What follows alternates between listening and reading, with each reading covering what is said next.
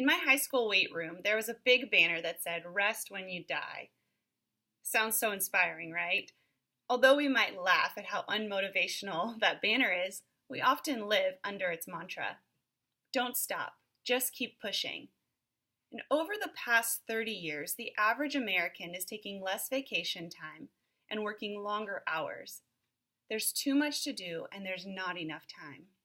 And so we tell ourselves, I'll rest when I die. But soon we find that our soul becomes weary, and eventually parts of our heart begin to shut down. We might find ourselves easily irritated or even resentful of those we want to help. What if we're not meant to wait until we die to rest? But what if we were created to live with rhythms of rest and restoration? There are three major oppositions that come against this idea of Sabbath and this idea of rest.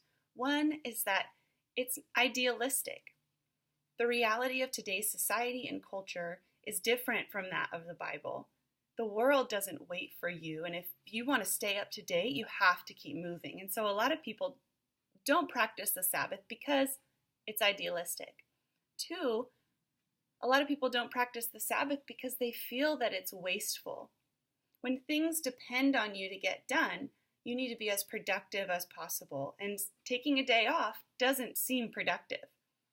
It's wasting your talents and your abilities to accomplish your goals. So a lot of people see the Sabbath as wasteful. Three, many people see it as selfish. There's so much need in the world, and it's often urgent need, and so to take a day off is selfish because I can't help those who need it most. But if taking a Sabbath is too idealistic and too wasteful and too selfish, then we still have no solution for the busyness and the exhaustion that most of our culture experiences.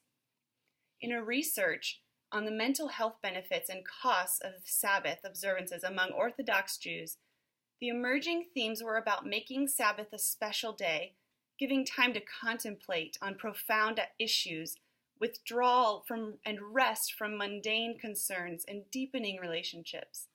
This research found that these aspects can be potentially improving feelings of mental well-being, and indeed often were said to do so. I want to suggest that we need to reframe our understanding of Sabbath. We need to begin to value rest as something worthy of our intention and our investment. First and foremost, it's so important when we think about Sabbath to remember that we need to feed our souls. We are not merely physical beings, but we are emotional and spiritual beings. Sabbath is about doing something that brings us life and delight. For many people, a church service on Sunday morning is not how they feed their soul. Don't get me wrong, we should still go to church. But that's not necessarily how some people feel renewed and restored. Some people might experience renewal in nature, being outside in God's creation. Others might experience it in silence and solitude. And others might experience in relationships. The key is to discover what energizes you, what makes you smile, and how can you bring more of that into your busy schedule. Secondly, another way to think about the Sabbath is to recognize that rest and renewal often doesn't happen organically or spontaneously. If you're busy and you're waiting for things to slow down before you take time to rest, it's never going to happen. And if it does happen, it's likely because of burnout. The same research about mental health and the Sabbath also notes that rituals reduce anxiety and uncertainty. They create meaning in life and foster personal identity. So establishing rituals of Sabbath, of rest, helps develop a disciplined spirituality.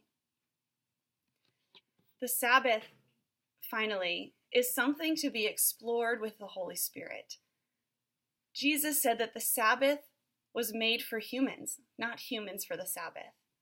It's not meant to be a legalistic command, but it's a partnership with the Holy Spirit to experience freedom and joy in everyday life. Sabbath doesn't have to look a certain way, but it should bring you life. It should be intentional, and it should bring freedom with the Holy Spirit. Don't wait until you die to enjoy life. Embrace the Sabbath and live abundantly today. God bless.